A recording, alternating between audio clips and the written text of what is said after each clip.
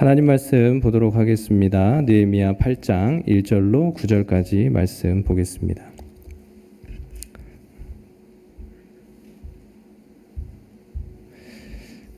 느헤미야 8장 1절로 9절까지의 말씀입니다. 같이 우리 한 목소리로 읽도록 하겠습니다.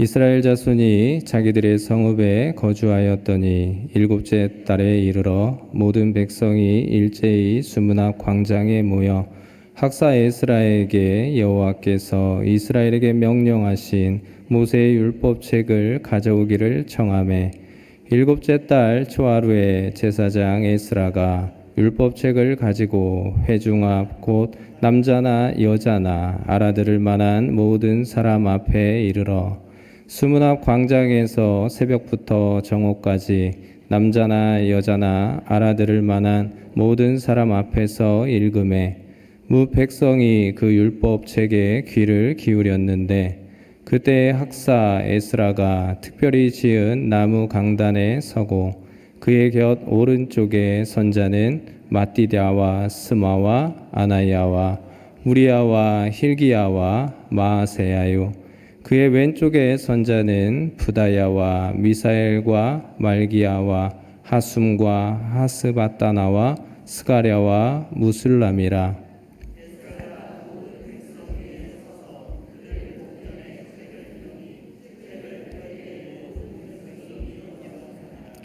에스라가 위대하신 하나님 여호와를 송축하매 모든 백성이 손을 들고 아멘 아멘 하고 응답하고 몸을 굽혀 얼굴을 땅에 대고 여호와께 경배하니라.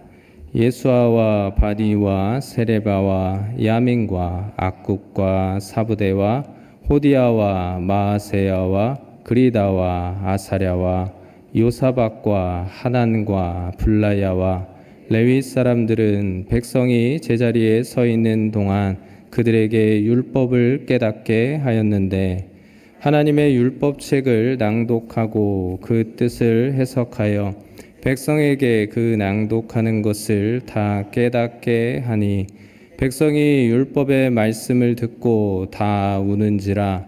총독 느헤미야와 제사장 겸 학사 에스라와 백성을 가르치는 레위 사람들이 모든 백성에게 이르기를 오늘은 너희 하나님 여호와의 성일이니 슬퍼하지 말며 울지 말라 하고.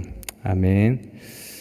오늘 우리가 함께 읽었던 이 본문의 말씀을 가지고 율법책을 가지고 오매라는 말씀의 제목으로 함께 은혜를 나누려고 합니다. 여러분, 오늘 우리가 살아가고 있는 우리 주변을 보면은 다양한 미디어들이 있습니다. 예를 들면 과거에는 TV를 우리가 많이 접했었고요. 그런데 요즘에는 TV보다는 핸드폰에 있는 유튜브라든지 그리고 오늘 젊은 청년들이 대부분 사용하는 또 인스타그램이라는 것들이 있습니다. 그 밖에도 우리는 뭐 메시지라든지 또 카카오톡 일상의 거의 도구가 되었죠. 하루도 카카오톡을 열지 않는 날이 없습니다. 이런 다양한 미디어들이 우리 주변에서 함께 하면서 우리와 함께 살아가고 있는 것을 보게 됩니다. 그런데 여러분, 이 미디어가 참 중요하다는 거 아십니까? 왜 그러냐면 그것은 바로 이 미디어를 통해서 이 미디어들이 우리의 생각, 감정, 그리고 삶의 방식에 많은 영향을 주기 때문에 그렇습니다. 우리가 자주 보는 영상들이 있습니다. 그 영상들은 어떻게 보면 우리의 가치관에 영향을 줄 수도 있습니다. 또 우리가 접하는 뉴스를 보면 때로는 그 뉴스의 내용에 따라서 우리의 감정들이 또 시시각각 바뀌는 것도 보게 되죠. 또 SNS라는 것을 통해서 다른 사람들이 올린 사진들 또 그들의 이야기들을 비교하면서 나의 삶에 대한 어떤 불만족 또 자존감에 영향을 많이 받는 것들을 보게 됩니다.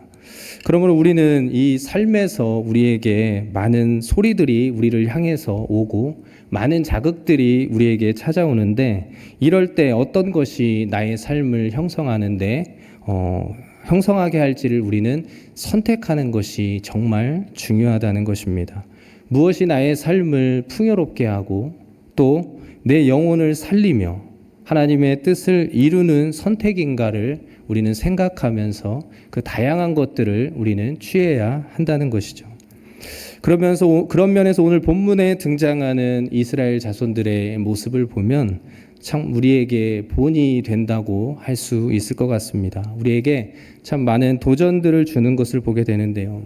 그것은 바로 무엇이냐면 예루살렘에 돌아온 이스라엘 백성들은 그 하나님의 말씀을 삶의 지표로 선택하고 있는 것을 우리에게 보여주고 있기 때문에 그렇습니다.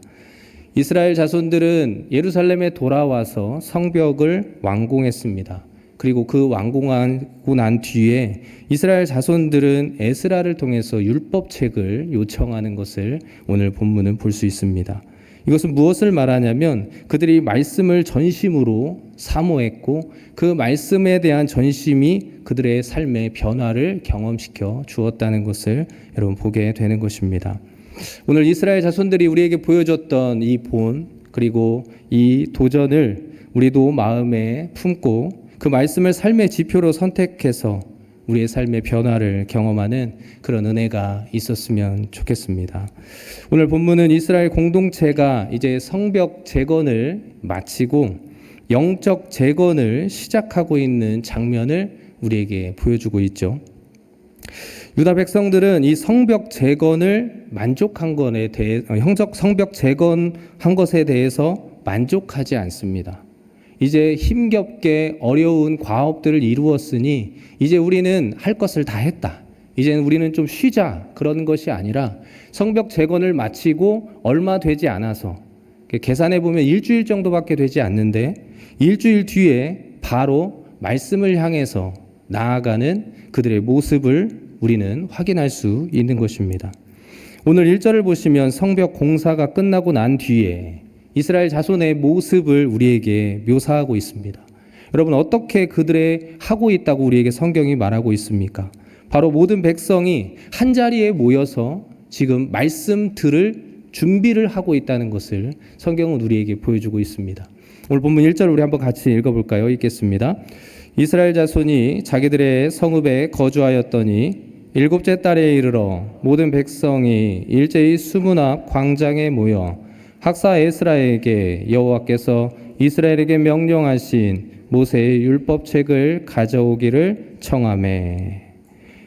모든 이스라엘 백성들이 수문 앞 광장에 모여서 한자리에 모여서 에스라에게 율법책을 가져와 달라고 요청하고 있는 것입니다.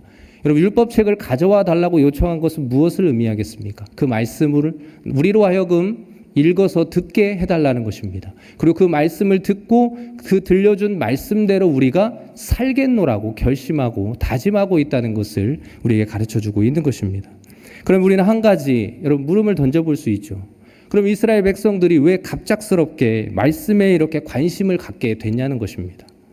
그들이 말씀에 관심을 갖기 시작하게 됐던 그 배경이 무엇인가를 좀 생각해 보려고 합니다.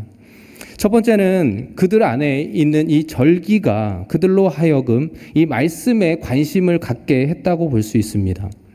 이게 무슨 말이냐면 오늘 본문 1절을 보시면 백성들이 한자리에 모여서 말씀을 요청한 사건을 이야기하면서 일곱째 달이라면서 그 시점을 덧붙여서 강조하고 있는 것을 보게 되죠.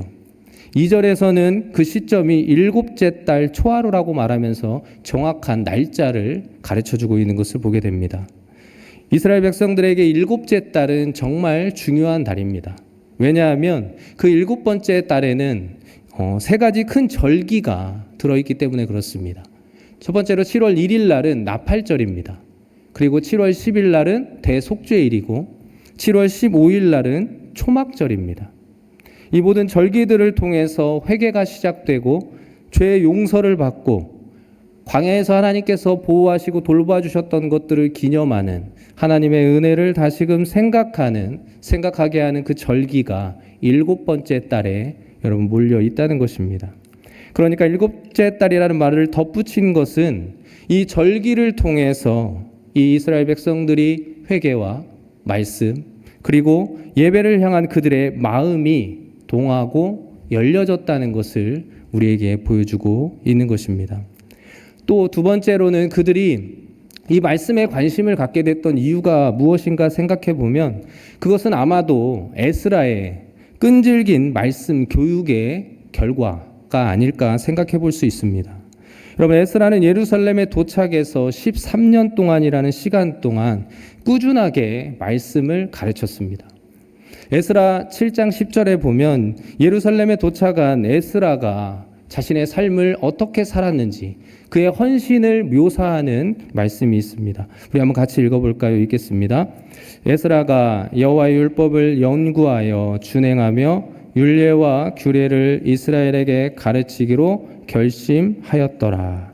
성경이 뭐라고 말하고 있습니까? 에스라가 예루살렘에 돌아온 날부터 해서 그가 머무는 13년이라는 시간 동안 말씀을 계속해서 연구했다고 말합니다. 말씀을 연구하는 것에서만 끝난 것이 아니라 연구하여 깨달은 것들을 자신이 준행했다고 합니다. 먼저 자신이 순종하고 실천하고 그리고 깨달은 그 말씀을 백성들로 하여금 가르치는 그 일에 에스라는 헌신했다고 성경은 말하고 있는 것입니다. 이 에스라의 끈질긴 말씀 교육의 결과로서 이스라엘 백성들은 지금 말씀을 향하여 나아가는 그런 모습을 갖추게 되었다는 것을 우리는 생각해 볼 수 있는 것입니다. 세 번째로는 이스라엘 백성들이 그 말씀을 듣는 가운데 과거의 자신들의 삶을 반성하고 자신들의 삶을 성찰한 결과라고도 볼 수 있습니다. 신명기 31장 9절부터 13절에 보면 여기에는 어떤 말씀이 기록되어 있냐면 모세가 하나님으로부터 율법을 받고 난 다음에 매 7년마다 초막절에 온 이스라엘 백성들 앞에서 이 말씀을 읽어내라고 말합니다. 그렇게 명령하고 있는 내용입니다. 그리고 그렇게 해야 되는 이유가 무엇인가를 성경은 우리에게 가르쳐주고 있습니다. 한번 우리 띄워주셨는데 같이 한번 읽어볼까요? 읽겠습니다. 또 모세가 이 율법을 써서 여호와의 언약궤를 매는 레위 자손 제사장들과 이스라엘 모든 장로들에게 주고 모세가 그들에게 명령하여 이르기를 매 7년 끝에 곧 면제년의 초막절에 온 이스라엘이 내 하나님 여호와 그가 택하신 곳에 모일 때에 이 율법을 낭독하여 온 이스라엘에게 듣게 할지니 곧 백성의 남녀와 어린이와 내 성읍 안에 거류하는 타국인을 모으고 그들에게 듣고 배우고 내 하나님 여호와를 경외하며 이 율법의 모든 말씀을 지켜 행하고 또 너희가 요단을 건너가서 차지할 땅에 거주할 동안에 이 말씀을 알지 못하는 그들의 자녀에게 듣고 내 하나님 여호와 경외하기를 배우게 할지니라. 하나님으로부터 받은 이 말씀을 기록해서 백성들로 하여금 들려주라고 했던 그 목적과 이유는 여러분 다른 것이 아닙니다. 그 말씀을 배우고 듣고 배워서 하나님 경외하기를 배우게 하기 위함이라고 말하고 있습니다. 여러분, 하나님을 믿는 그 신앙이라는 것은 말씀을 듣고 배움에서 시작되는 것입니다. 그저 시간을 보낸다고 해서 교회 안에 오랫동안 머물렀다고 해서 그의 신앙이 하나님을 향한 그 믿음이 여러분 결코 자란 것이 아니라는 것입니다. 하나님의 말씀을 통해서 계속해서 그 말씀을 듣고 그 말씀을 배울 때 하나님에 대한 믿음과 그 신앙은 성장하고 자라게 된다는 것입니다. 그래서 하나님께서는 그 왕정 시대에도 왕들에게 말씀을 기록하고 늘 옆에 두고 읽으며 하나님의 말씀대로 다스리라고 명령했던 것입니다. 그냥 있다고 해서 여러분 믿음이 또 성장하는 것이 결코 아니라는 것입니다. 하나님께서는 분명히 이 기록된 말씀을 너희로 하여금 읽고 듣게 하여 하나님 경외를 배우라고 하나님께서는 가르쳐 주셨습니다. 그런데 이스라엘의 역사를 보면 어땠습니까? 이스라엘은 이런 하나님의 명령을 결코 제대로 준행하지 않았습니다. 많은 선지자들이 이스라엘 백성들이 그 하나님의 명령에도 불구하고 하나님의 말씀을 결코 준행하지 않았고 귀 기울이지도 않았다는 것을 강조하는 것을 우리는 많이 알고 있습니다. 호세아 4장 1절에서 이렇게 말합니다. 하나님을 아는 지식도 없다고 말합니다. 한번 읽어볼까요? 이스라엘 자손들아 여호와의 말씀을 들으라. 여호와께서 이 땅 주민과 논쟁하시나니 이 땅에는 진실도 없고 인애도 없고 하나님을 아는 지식도 없고 뭐라고 말하고 있습니까? 하나님 분명히 말씀하셨는데 너희 안에는 하나님이 말씀하신 진실도 인애도 무엇보다도 하나님을 아는 지식이 없다는 겁니다. 그들이 누구입니까? 바로 하나님의 택함 받은 하나님의 백성입니다. 그럼에도 불구하고 그들에게는 하나님을 아는 지식이 결코 없다는 것입니다.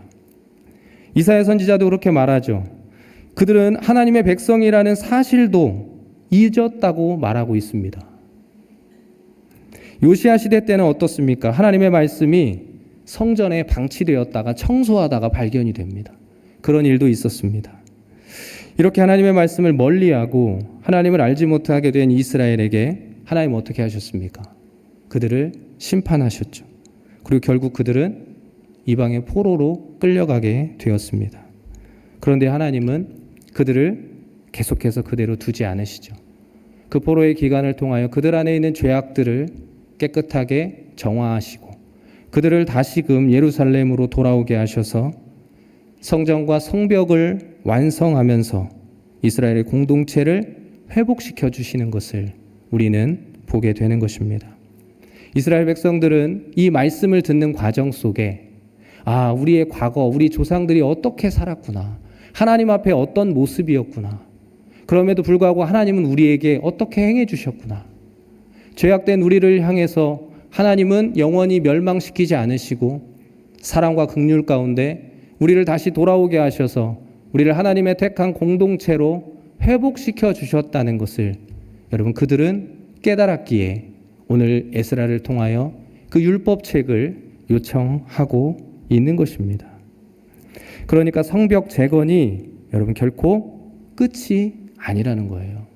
더 중요한 일이 있다는 것을 이스라엘 백성들은 알았다는 겁니다. 그것은 바로 성벽 재건과도 함께 더 중요한 것은 그 재건된 성벽 안에 사는 사람들의 삶이 중요하다는 것을 그들은 알았던 것입니다. 성벽 재건으로 모든 것이 끝난 게 아니라 이제 하나님께서 회복시켜 주신 그 성벽 안에 살고 있는 사람들이 앞으로 어떻게 삶을 살아갈 것인가, 어떤 삶을 사느냐가 정말 중요하다는 것을 이스라엘 자손들은 알았다는 것입니다. 성전과 성벽 재건이 참된 축복, 영적인 축복이 되기 위해서는 그 안에 머물고 그 안에 사는 사람들이 언약 백성으로 세워지는 것이 필요하다는 것을 이스라엘 자손들은 알았다는 것입니다. 그러니까 오늘날로 말하면 여러분 성도는 단순히 예배당을 출입하는 것이 아니라 그리스도 안에서 언약 백성다운 삶을 사는 것이 중요하다는 것을 우리에게 가르쳐주고 있는 것입니다. 성도라는 이름만이 아니라 성도로서의 삶의 가치와 자세, 그에 합당한 삶이 반드시 있어야 한다는 것입니다. 그것에 관심을 갖고 그것에 초점을 두고 그것을 향해서 나아가는 것이 바로 하나님이 원하시는 뜻이라는 겁니다. 그것이 진정한 신앙 공동체, 그것이 언약 백성의 공동체가 나아가야 될 여러분 길이라는 것을 우리에게 가르쳐주고 있는 것입니다. 여러분 오늘날 우리의 모습 어떻습니까? 우리는 무엇에 관심을 두고 있습니까? 오늘 본문의 이스라엘 자손들처럼 외적인 성공을 넘어서 영적인 부흥에 우리는 시선을 두고 있습니까? 이름과 직분을 넘어서 그에 합당한 삶을 위해서 우리는 여러분 애쓰고 그것에 관심을 두고 있습니까? 너무나도 잘 아시는 분일 텐데 여러분 옥하는 목사님이 어떤 책에서 이렇게 말씀하시더라고요. 교회를 두고 정의하실 때 교회를 세상으로부터 부름받은 하나님의 백성이면서 더불어 세상으로 보냄받은 그리스도의 제자라고 말씀하고 있습니다. 그렇게 교회를 그렇게 정의하고 있더라고요.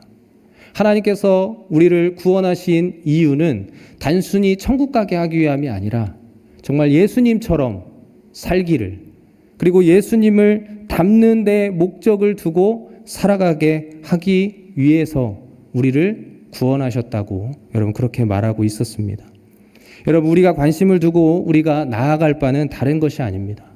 바로 우리의 속사람이 변하여서 진정한 하나님의 백성으로 거듭나는 그 은혜를 우리는 사모해야 되는 것이고, 그것을 위해서 힘써야 하는 것이 바로 오늘날 하나님이 원하시는 신앙 공동체요, 진정한 신앙인의 모습이라는 사실입니다.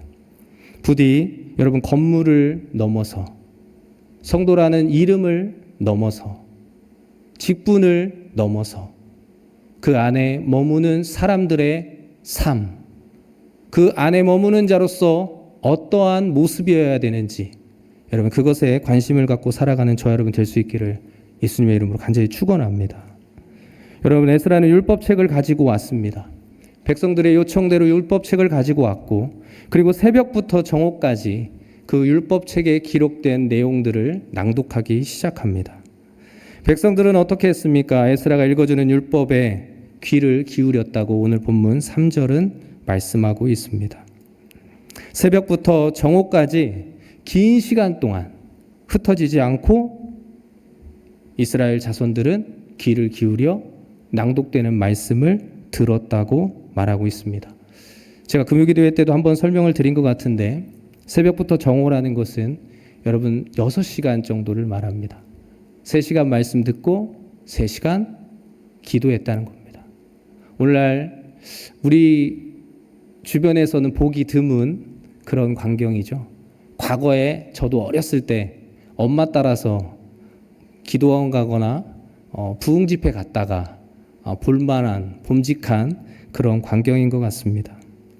여러분, 긴 시간 동안 흩어지지 않고 말씀을 들었다는 것, 이 이스라엘 자손들의 모습을 보면서 무엇이 느껴지십니까? 성경은 이 표현을 통해서 무엇을 말하고 싶을까요? 바로 그 이스라엘 자손들이 말씀에 대한 그들의 열심을 강조하고 있는 것입니다. 그러니까 그들이 말씀에 얼마나 갈급했는지, 말씀을 얼마나 사모했는지를 우리에게 보여주고 있는 것입니다. 이제 5절과 6절을 보시면 말씀을 낭독하기 전에 하나님께 경배를 드리는 의식으로 우리에게 보여주고 있는데, 에스라가 책을 펼치자 백성들이 다 자리에서 일어났다고 말하고 있습니다. 여기서 일어났다는 행동은 그 말씀에 대한 존경을 표시하는 것입니다. 그러니까 오늘 에스라를 통해서 말씀을 듣고 있는 이스라엘 백성들의 그런 모습을 우리가 정리해 보면 이렇습니다. 그들은 말씀에 대한 열심이 있었습니다. 특별히 말씀을 갈망했고 사모함이 있었습니다. 그리고 하나님의 말씀을, 성경을 하나님 대하듯 하는 모습을 보였다는 것을 보게 됩니다. 이것은 무엇입니까? 말씀 앞에 그들은 순수했다는 거예요. 그리고 말씀 앞에 그들의 마음이 열린 마음이라는 것을 우리에게 보여주고 있습니다. 최근에 말씀 때문에 여러분 시간 가는 줄 모른 적 있으십니까? 아니면 예배를 드리시거나, 말씀을 전하는 자로서 참 많이 부담스러운 질문인데요. 지루하지 않게 말씀을 잘 전하시면 되잖아요. 이렇게 반문하실 수도 있습니다. 그런데 여러분, 말씀 때문에 시간 가는 줄 모르게 예배 드려보신 적 있으십니까? 아니면 개인적으로 집에서 뭐 성경을 읽으시거나 아니면 큐티를 하시거나 말씀을 묵상하시면서 정말 말씀이 너무 좋아서 내가 좋아하는 드라마를 여러분 포기해 보신 적 있으십니까? 우리 주일날 말씀 일어서서 읽잖아요. 여러분 그때 어떤 생각으로 일어나서 읽으십니까? 오늘 이스라엘 자손들처럼 정말 하나님 생각하면서 일어나서 읽고 계십니까? 아니면 그냥 목사님 일어나라고 하니까 일어나고 계십니까? 여러분, 일어나는 거 그냥 목사님이 하고 싶어서 하는 게 아니고 우선은 이스라엘 자손들도 일어나서 읽었다는 성경의 근거가 있으니까 여러분 이제는 여러분들이 답을 찾아보시고 그것에 일어나냐 마냐 그거에 관심을 두지 마시고, 여러분 말씀 앞에서 우리가 정말 이스라엘 자손들처럼 순수하고 열린 마음으로 여러분 말씀을 대할 수 있었으면 좋겠습니다. 어떤 누군가는 가끔 우리가 말씀을 들으면서도 막 하품이 나올 때 있잖아요. 근데 저는 몰랐습니다. 어느 순간에 보니까 저는 설교할 때 조는 분들은 제가 안 쳐다보더라고요. 눈을 또릿또릿 이렇게 뜨시고 말씀을 잘 듣는 분만 제가 쳐다보고 설교를 하고 있더라고요. 저도 나중에 알았습니다. 사역을 계속 하면서. 근데 우리가 가끔 또 어떨 때 보면 예배드릴 때 막 다리를 꼬고 말씀을 들을 때도 있어요. 여러분, 그런 태도 하나가 사실은 뭐 정죄하는 것이 아니라 하품을 하거나 다리를 꼰다거나 우리가 막 안절부절 못한다는 것은 그 말씀에 대한 우리의 마음이 아직은 푹 빠지지 못했다는 것을 우리에게 보여주고 있는 것입니다. 여러분, 그것은 뭐 예전 일이니까, 그것은 뭐 성경에 나왔으니까 일상에서는 일어나기 어려운 일이라고 여러분 생각하지 마시고, 여러분, 오늘 이스라엘 자손들 가운데 나타났던 말씀 앞에 이 태도가 우리 가운데도 일어날 수 있도록 사모하면서 여러분 기도할 수 있는 저 여러분 될 수 있기를 간절히 소망합니다. 부디 말씀을 향해서 우리가 순수한 마음과 열린 마음을 보일 수 있기를 축원합니다. 그래서 이 말씀을 통한 힘과 여러분 소망을 우리가 받아 누리는 우리가 됐으면 좋겠습니다. 여러분, 오늘 본문 7절은 이제 에스라가 율법을 낭독하고 나서의 모습을 우리에게 보여주고 있는데요. 에스라가 말씀을 읽으면 이제 레위 사람들이 행동하기 시작합니다. 무엇을 하는가 봤더니 백성이 중간중간 다니면서 그리고 그곳에 서서 이제 통역과 번역을 해주고 그 뜻을 알도록 설명해주고 있습니다. 아까 읽으시면서 힘드셨죠? 막 많은 이름들이 나왔는데 이 사람들이 왜 나왔겠습니까? 에스라가 율법을 낭독하는 동안 그 에스라를 돕기 위해서 옆에 있었던 사람들입니다. 이 사람들이 뭘 도왔나 봤더니 에스라가 말씀을 낭독하면 백성들 사이사이에 섰다가 그 말씀을 통역해주고 또 풀어서 뜻을 설명해주는 해설의 역할을 했다는 것입니다. 여기에서 여러분 이런 형식으로 그러면 왜 진행이 됐는가를 우리가 좀 생각해 볼 수 있는데 그것은 두 가지입니다. 하나는 바벨론 포로에서 돌아온 이스라엘 자손들은 바벨론에서 잡혀갔던 세대가 아니라 그 다음 세대, 2세대입니다. 그러니까 자신들의 모국어였던 히브리어가 익숙하지 않았겠죠. 그들은 당시의 통용어였던 아람어에 익숙한 자들이었습니다. 그렇기 때문에 에스라가 읽어주는 그 율법, 히브리어는 그들이 다 듣고 번역하거나 통역해내기가 어려웠던 겁니다. 그래서 그 히브리어를 잘 알아들을 수가 없었기 때문에 히브리어와 아람어에 익숙한 레위인들을 중간중간에 배치시켜서 그들에게 통역도 해주고 그들에게 해설도 하게 해주었다는 것입니다.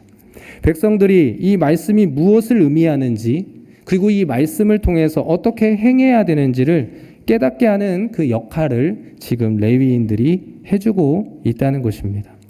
이렇게 에스라는 낭독하고 레위인들은 그 말씀을 번역해서 해설해주는 이 과정 속에 그리고 그에 대한 결과로 오늘 본문 9절은 어떤 일이 일어났는가를 우리에게 가르쳐주고 있습니다. 오늘 본문 9절인데 우리 같이 한번 읽어볼까요? 읽겠습니다. 백성이 율법의 말씀을 듣고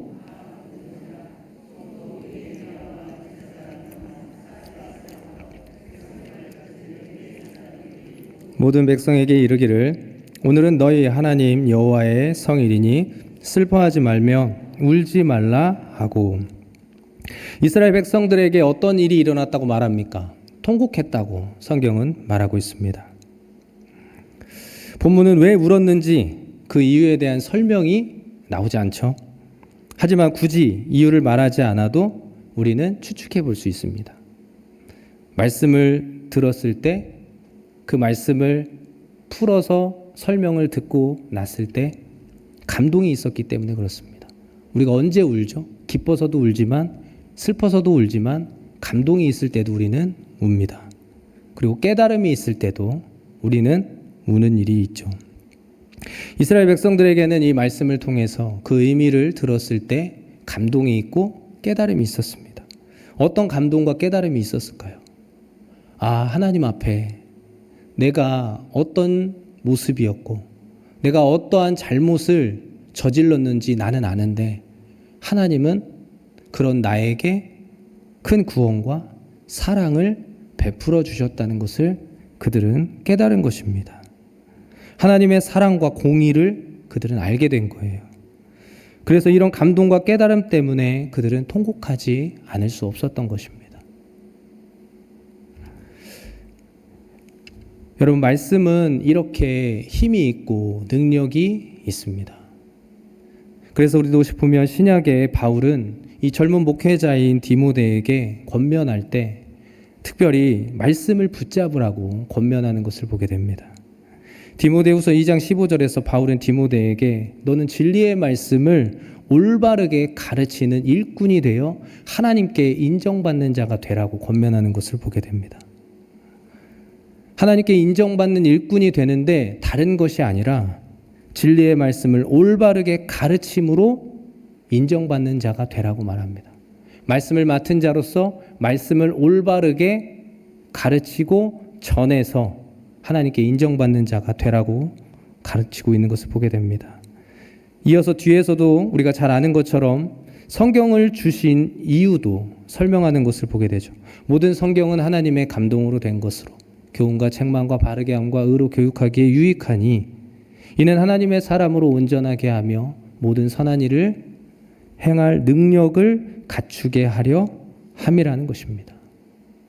하나님께서 성경을 주신 것은 믿지 않는 자들은 구원에 이르기에 하기 위해서 성경을 주셨고 믿는 자들로는 이 말씀을 통해서 온전하게 하시기 위해서 성경을 주셨다고 말하고 있는 것입니다. 그러니까 이 말씀을 통해서 하나님의 자녀가 되게 하고 하나님의 자녀가 된 사람들이 예수님을 닮게 하기 위해서 예수님처럼 살게 하기 위해서 이 말씀을 주셨다고 여러분 가르쳐주고 있는 것입니다. 여러분, 말씀에는 이렇게 능력과 힘이 있습니다. 하나님 이렇게 말씀을 통해서 나타나시고 우리를 만나시며 우리의 영혼을 울리고 마음에 부딪혀서 우리를 변화시키시는 것입니다.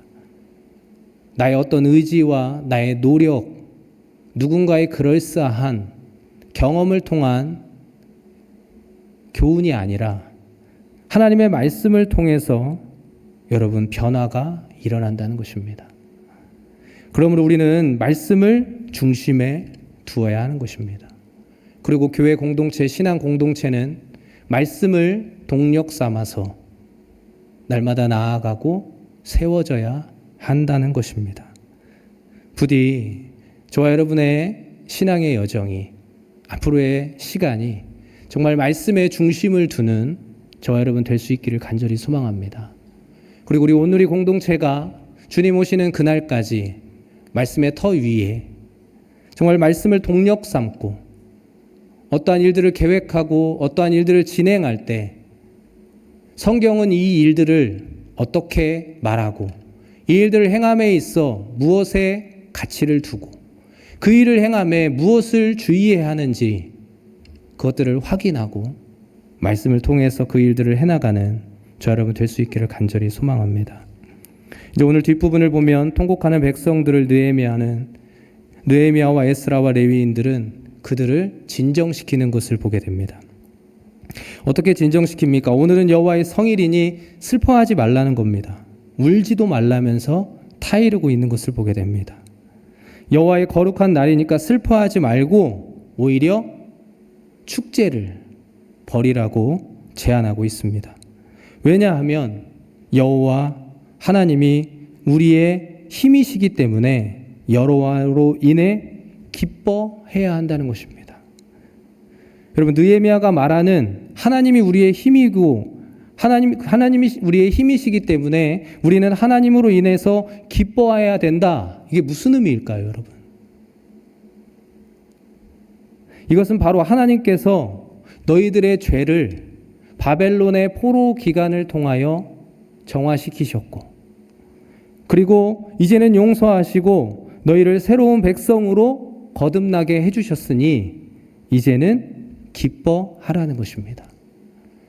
죄악 가운데 있는 너희들이 할 수 있는 것 아무것도 없었고 너희들이 한 것 아무것도 없지만 하나님은 너희들을 데려다가 너희들 안에 있는 그 더러움들을 다 씻어주시고 너희들을 옛사람이 아닌 새사람으로 새롭게 깨끗하게 회복시켜 주셨으니 이제 그 하나님의 행하신 그 일을 통하여 힘을 얻고 기뻐하라고 말씀하고 있는 것입니다.